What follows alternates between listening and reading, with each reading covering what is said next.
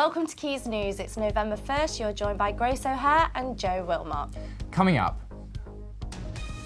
are students safe on nights out in Salford as acid attacks are on the rise around the country? Well, in Salford in the nights because I don't think it's safe. I'm talking with Adam and James from That Good. We have more on this story later. And Canines in Character, we take a look at Manchester's best dressed Halloween pooches.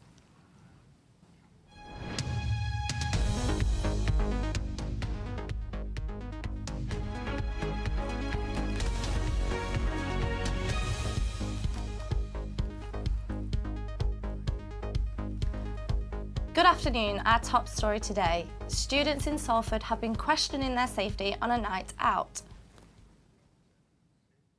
Two bouncers were left with serious injuries after a suspected acid attack at the White Hotel music venue last Sunday.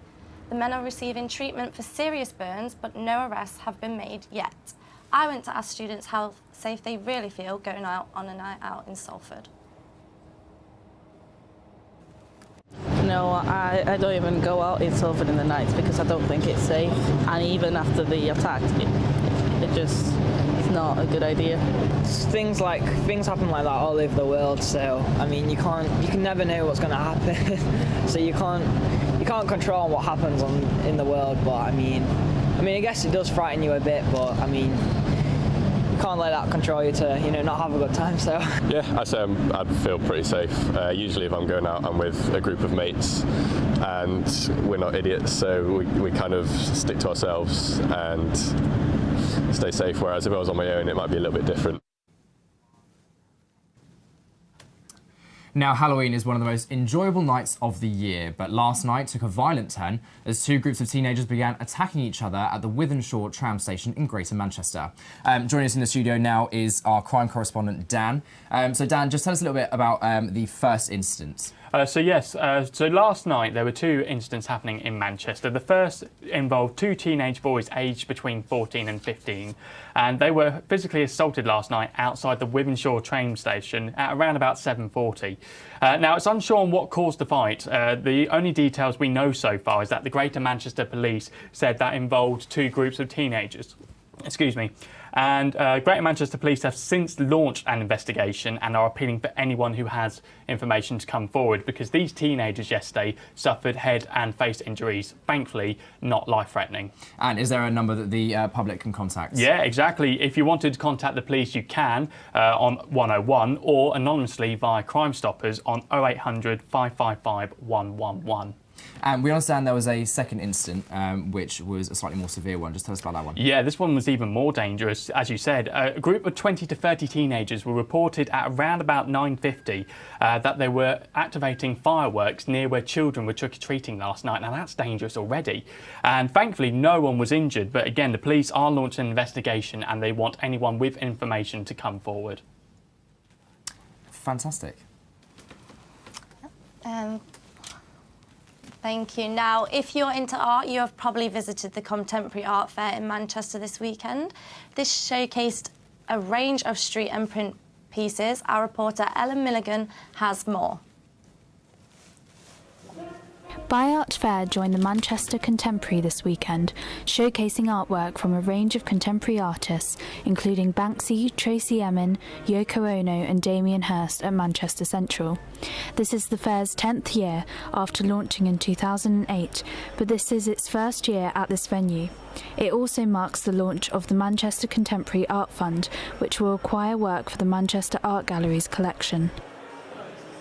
My own artwork has a background. I have a background in industry, heavy industry, so I make unpaintings is what I call them, where I'll make a painting on metal and then grind it off with an industrial process, an angle grinder essentially. And I'm interested in the relationship between painting and three dimensions, objects. So paintings become objects to me. We've got 11 different artists that we're showing. First time we've been up here. We're here on the preview night. Kind of noisy. There's a performance going on just to your left. Lots of people. Very exciting. The exhibition was structured with sections for each part of the UK, from London to Manchester to Cardiff, and prices range from £50 to over £5,000. Lots of cityscapes around, isn't there, and lots of London, and the apocalypse in Manchester was fab as well. I love that. So. As a student, I don't know much about the industry side and the selling and the sales and actually money-making part of art. So for me, I think it's a bit of, actually seeing the work, but also seeing how things sell or what things sell or what's interesting to the public and those sorts of people. Manchester's contemporary art scene is definitely thriving and looks set to grow further. This has been Ellen Milligan for Quays News. The March of the Mummies took place in Manchester yesterday in support of better rights for women. It was organised by the group Pregnant Then Screwed and took place in 6 different cities across the UK. The group also marched on Parliament proposing 5 demands about paternity and maternity conditions. Our reporter Emily Henderson spoke to some of the mums who took part in Manchester.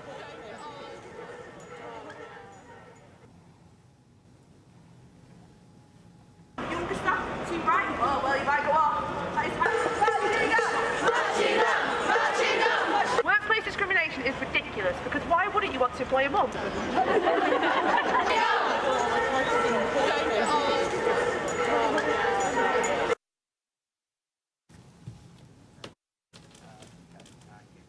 The UK's biggest wedding show was back in Manchester this weekend. The National Wedding Show welcomed thousands of wedding parties into Manchester Central. It prides itself in being the ultimate destination for wedding planning. The convention showcased a variety of bridal wear and everything else you could possibly need. Ted Baker, Ben Sherman and Charlotte Balbier and the White Gallery were some of the designers displayed on the catwalk. The National Wedding Show will be back in early 2018. Now, do you actually know that being an event or wedding planner is one of the most stressful jobs that anyone can actually have? No, I can't imagine that. Yeah, like you have to get all the people, all the decorations, there's a lot going dress. On. And to be honest, I think if you're organising a wedding, I think you'd have to. If you're a wedding planner, I think that you can't have your own wedding really, because you'd spend so much of your time doing your job at the wedding. Yeah. I think if you're a wedding planner, I don't think you'd be able to relinquish control to someone else. I think you want to do it all yourself. But I can completely understand. Maybe it'd be a good. Maybe you could relax because maybe get someone else to do it for you. I maybe suppose. A good friend. You'll know all the good people to. Yeah, I suppose. Well, one man who's certainly been busy this week is Jamal with the entertainment. I certainly have, Grace, and this week I have interviewed Rupert Jones ahead of his new film Kaleidoscope that premiered in Manchester at Home Cinema this Friday.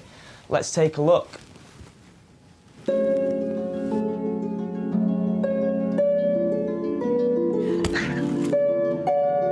Keep turning it around. See how the colours change.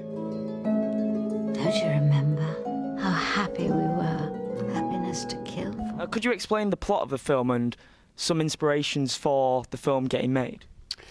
Yes, the plot's quite hard to explain because there's a lot of spoilers in it. But basically, it's about a man who's been out of prison for a year, and he has his first date, and it coincides with the arrival of his mother.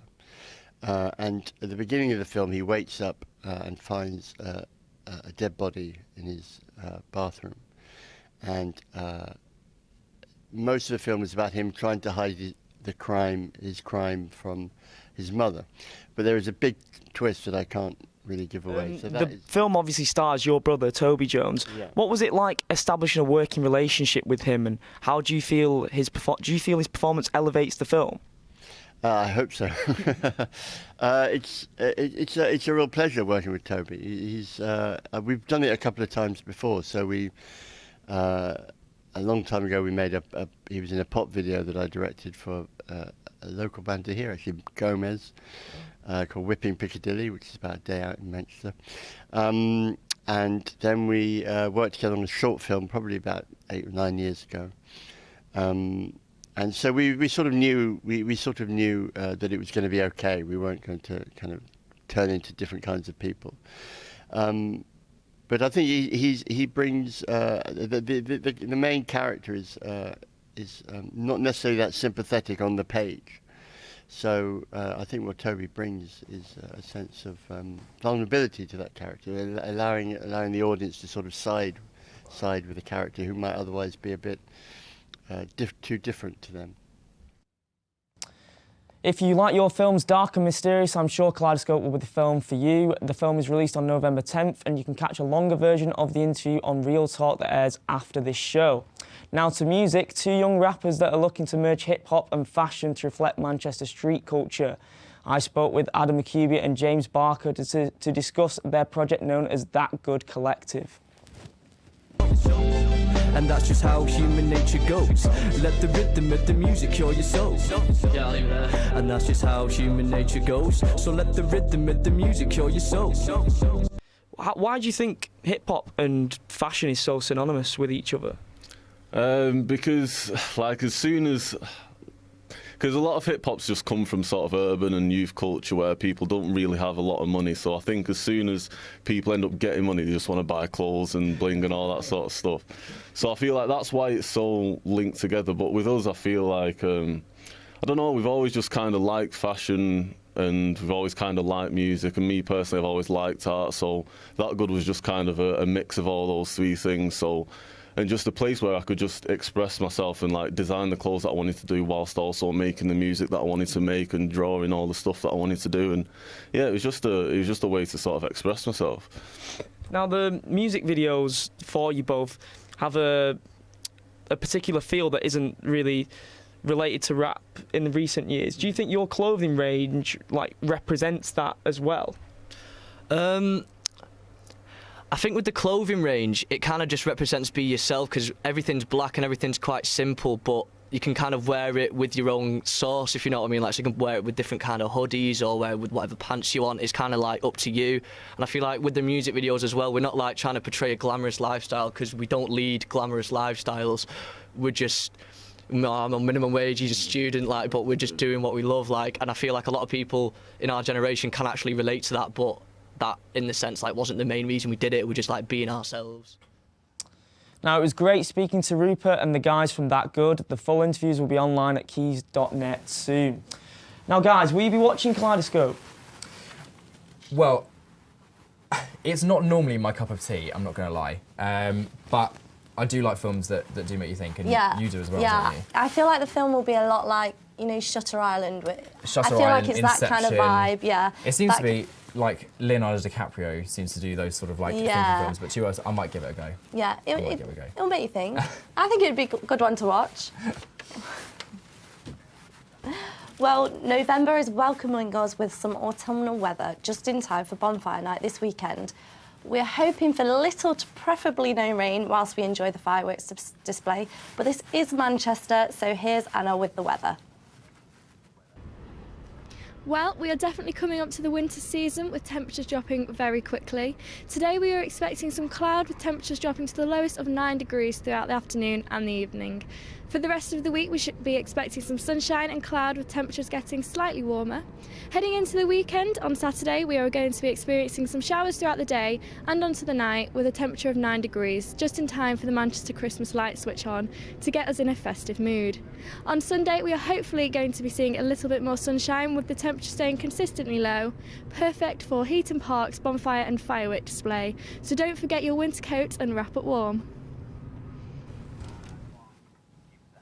And finally, Halloween took a turn for the adorable at the weekend as Manchester hosted a costume competition for both dogs and humans, with a canine Princess Leia taking the prize. So we're here at the Manchester Halloween Dog Show. There's plenty of dogs here, so let's get involved. Hello. As well as dogs, the event also saw many owners show off their best Halloween costumes, like this incredible Rainbow Stormtrooper and matching Princess Leia outfit. With this many adorable dogs on show, I just couldn't help myself but to get stuck in.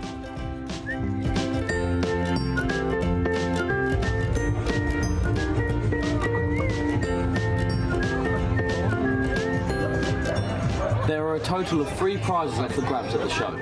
Best owner and dog costume won by Little Red Riding Hood themed Saffron and Zeus. Scariest costume won by Phil in his massive spider costume, and of course the grand prize of best dog in show.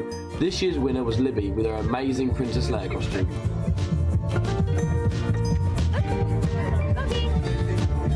The show will make its return next year as a part of Manchester's annual Halloween in the City event. You be barking mad not to go. That's all from us here at Quays News today. Have a good week. Goodbye. Goodbye.